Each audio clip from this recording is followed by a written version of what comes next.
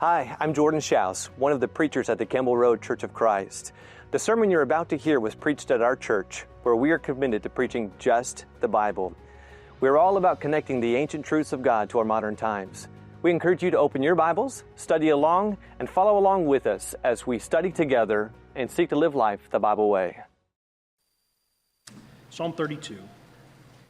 In 1947, a young shepherd boy was wandering the cliffs near the Dead Sea, and he was, like a young boy you might do, tossing rocks into caves as he went. But one rock that he threw made a sound like it was shattering something. And on further investigation, he went in and he found that he had shattered a jar, but there wasn't just one jar in the cave, there were dozens. And inside those jars were extremely old manuscripts. And what he discovered became one of the most significant archaeological finds of the 20th century, the Dead Sea Scrolls. Among them are the oldest manuscripts of Old Testament texts we've ever found, increasing our confidence in the Bible and greatly enhancing our understanding of the world of the New Testament, which is around the time those documents were written. In that desolate and forgotten place, something of immeasurable value lay waiting to be discovered. And Psalm 32 invites us to explore a similar paradox, that it is possible to find something precious in a dire and desolate place. The story of this psalm is of a man who sins, who hides his sin, who bears the weight of guilt over his sin, and he describes his condition as being parched in the wilderness, distant from relief. And yet in that same place, he finally discovers that joy and forgiveness are possible, that blessing isn't just for the sinless, blessing is for the forgiven. And I want to think about this morning. This is one of those universal subjects. Sometimes you preach on something that doesn't apply to everyone equally. But I think everyone here with any sort of conscience and spiritual sensitivity about them has experienced this, been in a desolate place in their spiritual life where your sin and your guilt felt more real than God's forgiveness. And so to the guilt-ridden, to someone in that desolate, parched place, Psalm 32 is an invitation to stop living under the crushing burden of sin, to experience the relief and joy that only God's forgiveness can bring. God's grace is greater than our sin. Or perhaps we've had seasons like the psalmist of secret sin. And for the secret sinner, this psalm is an invitation to come out of hiding. That instinct to conceal sin only deepens the isolation and misery. God offers a better way than that for guilty sinners, a path of blessing and healing and joy. This psalm is about that path. So I have 4 points this morning from Psalm 32. Number one, blessedness isn't just for the sinless. This is verse 1. Blessed is the one whose transgression is forgiven, whose sin is covered. Blessed is the man against whom the Lord counts no iniquity, in whose spirit there is no deceit. So what does a sentence that begins with the words, blessed is, sound like? Where have we heard that before in our Bible? Jesus is not the first person to give a beatitude. Actually, there are 45 beatitudes in the Old Testament, blessed is statements. And actually, the book of Psalms opens with a beatitude. Blessed is the man who walks not in the counsel of the wicked, nor stands in the way of sinners, nor sits in the seat of scoffers, but his delight is in the law of the Lord. On his law he meditates day and night. So the first psalm is a beatitude. It's not surprising subsequent psalms would contain beatitudes. But what is surprising is who Psalm 32 describes as being blessed. So Psalm 1, notice, the beatitude's about someone who basically stays away from sin and just lives with their nose in their Bible. And we see that and we say, well, of course that person's blessed. There's absolutely nothing wrong there. But Psalm 32 describes someone very different. Someone who is guilty, very guilty of sin. In fact, if you look back in the text, there are 3 different words in verses 1 and 2 used to describe the full range of their failure and guilt. He uses the words transgression, sin, and iniquity. And the point is, this person is as guilty as they can possibly be. And yet, the first word of the psalm is blessed. This transgressive, sinful, iniquitous person is pronounced blessed. Beatitudes aren't just for sinless people. They're also for forgiven people. Hope is not lost for sinners. It can be found again in forgiveness. That's what this whole psalm is about. And so the rest of this psalm we're about to cover talks about the journey to this place. We start at the end of the story. But I also want you to notice in verse 2, there's a hint of what is to come. So verses 1 and the first half of verse 2 describe what's present in the psalmist's life, transgression, sin, and iniquity. But the end of verse 2 described what was absent ultimately from the psalmist's life about his sin, and that is deceit, in whose spirit there is no deceit. There's sin, but there's not deceit. The hint is for forgiveness to occur, for the blessed state to be achieved, it required a lack of deceit about his sin. It required an openness, a willingness to confess his sin. So let's backtrack, along with the psalmist, to that journey. That brings us to the second insight this psalm gives us, that the misery of sin can be a gift from God. So we have the happy ending in verses 1 and 2. Sinners aren't hopeless. There's a more complicated story leading up to that. The psalmist had to discover the truth of that personally. Before he found forgiveness and blessing, he sinned, and before he confessed his sin, he hid it for a season. He learned how not to find blessing post-sin first. That's verse 3. For when I kept silent, my bones wasted away through my groaning all day long. For day and night your hand was heavy upon me. My strength was dried up as by the heat of summer. He describes what it feels like to live with the guilt of sin that remains unconfessed. He describes it in these very vivid physical terms. Verse 3, my bones wasted away. He's describing the weakness of his life, of his spiritual life, maybe even the weakness he feels in his physical body. He bottles up his guilt. He tries to hide it instead of pouring it out before God. And he says, keeping my sin bottled up like that, hidden, it's sort of like carrying around radioactive waste in your pocket. You think you're fooling people, but you're only hurting yourself. It just eats away at you. Sin is something to get rid of, not carry around with you secretly. Second of verse 3, he says, through my groaning all day long. This is the sound he was making as he carried it around. And actually, verse 3 is kind of a funny sentence.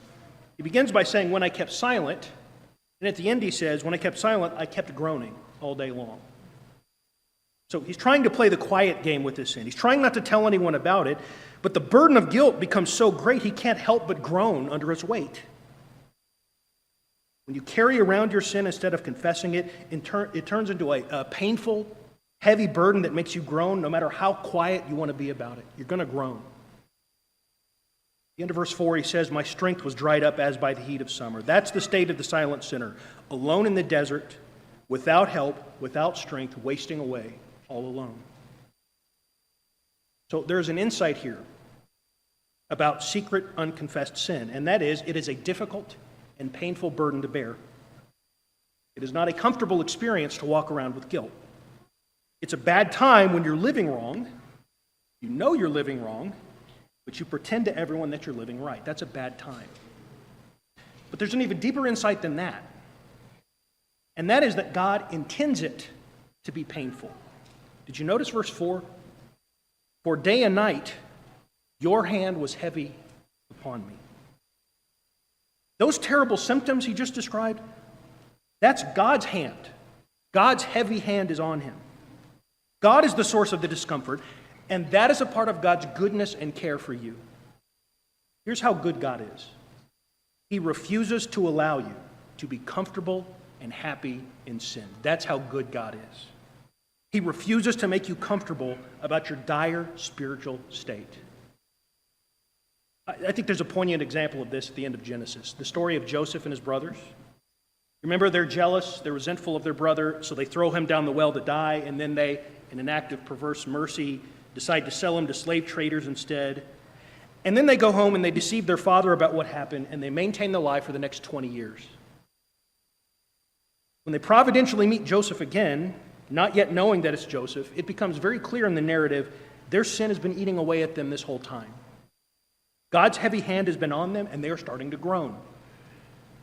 So you remember, after being accused by Joseph, he's sort of mock outrage. He accuses them of being spies in Egypt, and he's treating them harshly. And this is what they say to one another. They say, in truth, we are guilty concerning our brother, in that we saw the distress of his soul when he begged us and we did not listen. That is why this distress has come upon us. And Reuben answered, did I not tell you not to sin against the boy, but you did not listen? So now there comes a reckoning for his blood. They have a correct sense that they are owed misfortune. They're correct about that. Now, it's funny because they're innocent of Joseph's charge. They're not spies. But because of the sin they kept secret, they're innocent of that charge, but they know they're not innocent men. Later in the story, the silver is returned to their sacks when they leave, giving Joseph a pretense to charge them with theft. Their guilt deepens even more when they discover this. Again, they perceive God's hand is against them. What is this that God has done to us? They turn to one another. What is this that God has done to us? You see God's heavy hand on them? And then, after Joseph's steward finds the silver cup in Benjamin's sack, Judah speaks to his brothers, acknowledging their guilt before God. And Judah said, "What shall we say to my Lord? What shall we speak? How can we clear ourselves? God has found out the guilt of your servants." You see what's happening? The miserable guilt Joseph's brothers feel all these decades later, that's just verses 3 and 4 of Psalm 32. That's what that is. Their unconfessed sin eats away at them, which means they interpret every hardship after that as God's judgment against them. And to be frank, I'm not sure they're wrong about that. Like the psalmist, their burden is heavy, their strength is sapped, God's hand is on them, and that is ultimately a blessing to them because that discomfort helps drive them to come clean, and they eventually find restoration when they confront their sin and seek reconciliation with their brother. This is the point. When we carry secret, unconfessed sin around with us, the guilt only festers and only grows. Often the sin does too. It makes every difficulty feel like condemnation. It feels like God's heavy hand is on us. But that discomfort is not meant to destroy us. It's meant to draw us out of the dark and into the light. God makes us miserable in our sin that we might find joy in the forgiveness from it. Which brings us to number 3. The next insight of this psalm is that confession is the bridge from misery to joy. That's the turning point of the psalm, verse 5.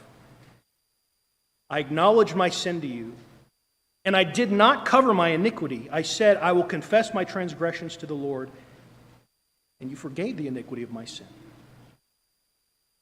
The simple passing of time didn't cure the guilty conscience of Joseph's brothers, did it? 20 years later, okay, it's sort of this linear thing. We feel a little bit better every year about it. That's not how that worked.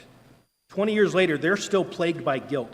What cures the misery of the psalmist is not, enough went time when I was feeling that strength sapped in the desert feeling, but after a while that faded, and I got comfortable with it. No, that's not the story. The story is not, I learned to forgive myself. That's not the story. The solution is verse 5. I acknowledged my sin to you. I want you to notice a couple of beautiful and interesting symmetries in the psalm. In verse 3, he goes from keeping silent about his sin to verse 5, speaking up. He goes from verse 3, covering up his iniquities, to verse 5, uncovering them. But a funny thing happens. You notice? In the beginning, when he's covering up his sin, it's really uncovered before God the whole time. Nothing was ever secret to him. But the moment I did not cover my iniquity before God, do you remember what he said in verse 1? You covered it. He's saying, the moment I uncovered my sin, it was then God covered it. Covered up sin is really uncovered before God. But uncovered, confessed sin is sin that gets covered after all. The point is, sin and guilt cannot be resolved through hiding it, only through confessing it, opening up about it. Also, I want you to notice this. The psalmist uses the same 3 words for sin in verse 5 that he used in verses 1 and 2. Transgression, sin, and iniquity. They all pop up again there in verse 5. Those 3 words describe the comprehensiveness of his guilt. He sinned as thoroughly as he can. He didn't just sin, he transgressed. He's not just a transgressor, he's full of iniquity. But in verse 5, when he confesses and receives forgiveness, that forgiveness is exactly as comprehensive as the sin. It's a complete restoration. And so this is a beautiful picture of the joy and wholeness being recaptured after a season of hiding and feeling guilty. And his point is there's only one way to get back to that place, and that is genuine, heartfelt confession.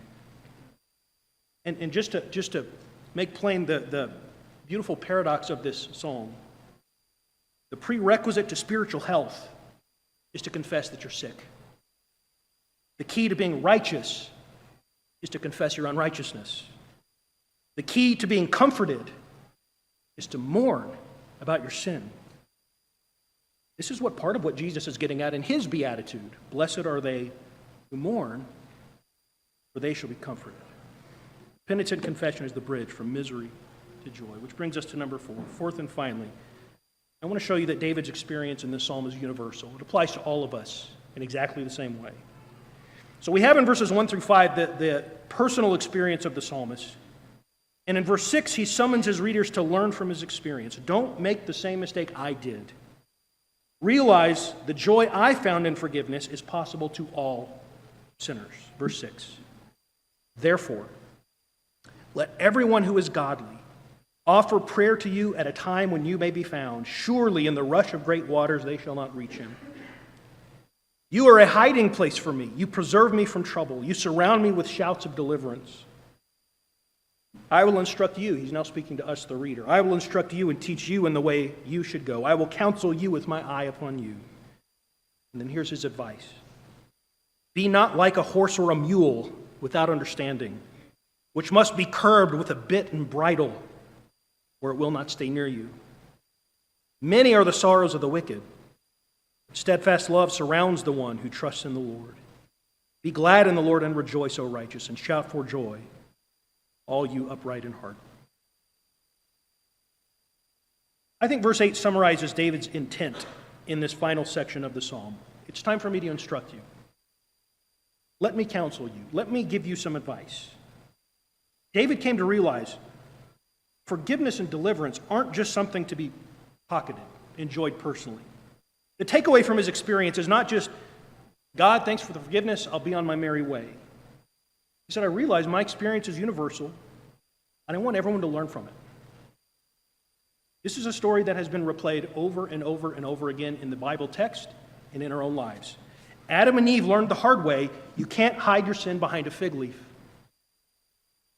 Joseph's brothers were plagued with guilt over their secret sin 20 years.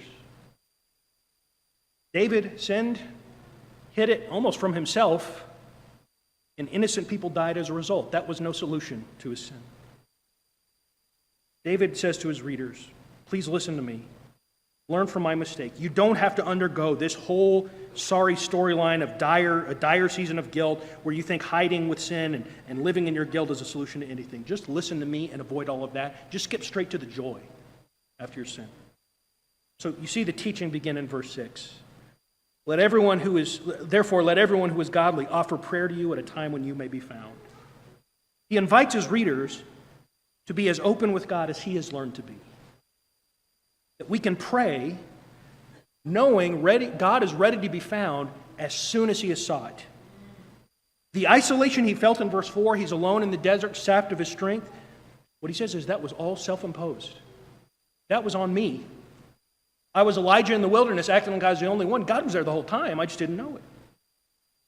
It's we who hide, not God. So seek him. He's ready to be found. It's you who's put yourself in hiding. And then there's this beautiful image. You remember in verse 4, the image of the heavy hand of God on top of him? Just get that image. God's hand weighing down on top of his head, pushing him down. It feels heavy. And in verse 7, that hand goes from being on top of him to being around him and under him, bearing him up, protecting him. Verse 7, you are a hiding place for me. You preserve me from trouble. You surround me with shouts of deliverance. The point is, if there's a disruption in our relationship with God, it's not because God is unwilling to be found. It's not that he's unwilling to forgive. It's that we haven't sought him yet. It's that we haven't reckoned with and confessed the actual sin that separates us from God, our sin. What God wants to do with his hand is not weigh us down. He wants to surround us and protect us. And then in verse 9, David calls us to do better than him. Verse 9, be not like the horse or the mule without understanding, which must be curbed with a bit and a bridle, or it will not stay near you. Many are the sorrows of the wicked, but steadfast love surrounds the one who trusts the Lord. Don't be a stubborn mule who only does what he's supposed to after enough cracks of the whip, enough yanks at the bridle. Don't stubbornly resist those pangs of conscience until years later the guilt is just too great anymore. Don't do it that way. The stubborn only pile up more sorrow for themselves. That's all you'll get. Why wouldn't you want to get back to the blessing and joy found in God as soon as possible? David's saying, who, after reading my experience, Who would ever try to cover up their sin, knowing it's all uncovered before God anyway? Who wouldn't want God's mighty hand around them instead of on top of them? Who wouldn't want God bearing them up instead of weighing them down? And so notice this psalm detailing all of this experience of David, the sin, the cover-up, the hiding. And verse 11 ends in joy and praise. That's verse 11 again. Be glad in the Lord and rejoice, O righteous, and shout for joy, all you upright in heart. Where is joy found post-sin? There's no joy in the wickedness. There's no joy in the sin. And there's no joy trying to cover up the sin. Joy is possible post-sin. It's found in owning it, confessing it, bringing it before the God whose mission it is to bring sinners back into fellowship with Him forever. And so the end of this psalm tells us this isn't just a psalm about David. It's a universal psalm. It's for everyone. The authors of the New Testament knew this. Here's how universally applicable this psalm is. It's quoted in Romans chapter 4. In Romans 4, the best way I know to explain it is Paul is explaining the gospel. He's made the case in the opening chapters of Romans. All are sinners and stand guilty before God. He does that in a very compelling way, very convincing way. We are sinful. God knows that we're sinful. Our sins are uncovered before Him. Moral perfection and sinlessness, those ways of being justified before God, those are off the table. So the big question is, how can we find blessing on the other side of our sin? This is Paul's answer. Just as David also speaks of the blessing of the one to whom God counts righteousness apart from works. Blessed are those whose lawless deeds are forgiven and whose sins are covered. Blessed is the man against whom the Lord will not count his sin. You know what that is? That's a beatitude, verses 1 and 2. We have all forfeited the joy of unbroken, sinless fellowship before God. All of us of accountable age have done that. And we will never recapture that joy by hiding our sins behind a fig leaf like Adam and Eve tried to. Like pretending like they're not real, like David did for a season. Psalm 32 says we find it when we finally give up hiding and stop pretending and throw ourselves at God's mercy. Don't try to cover up what God is ready to forgive. Stop enduring God's heavy hand on top of you when that hand could be around you, protecting you, restoring you. Because there is treasure there for the sinner. If you just stop hiding and start looking in the right place, you can find joy and forgiveness. Thank you so much for your attention. Thank you so much for listening to this sermon. You can find more sermons and resources at our website, thebibleway.com. If you have any questions over anything that you've heard, we'd love to talk about them with you, and you can contact us at info@thebibleway.com. If you'd like to study together, we'd love to meet with you face-to-face. Contact us through our website or come to meet us face-to-face this next Sunday. We'll have a seat saved just for you.